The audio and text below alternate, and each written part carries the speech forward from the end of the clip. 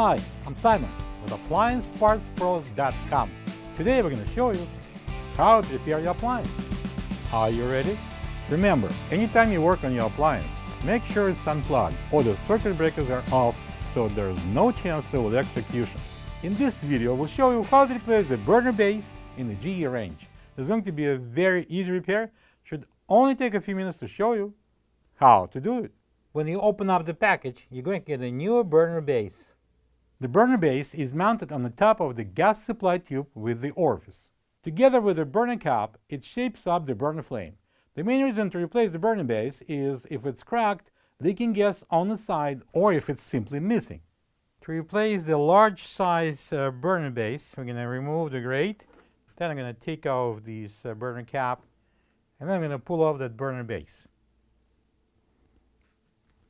This is the old burner base next to the new one. If you don't have this part, you can get it from AppliancePartsPros.com. Here's the new burner base. It goes in this way. See this cut out here? It goes over the igniter.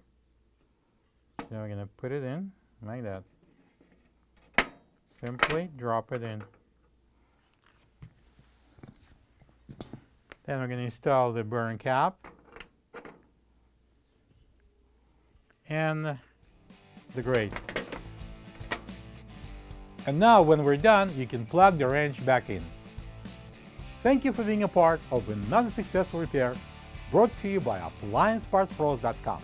For any of your future appliance repair projects, please check out our other videos available on our site, on Facebook, on YouTube, and on Instagram.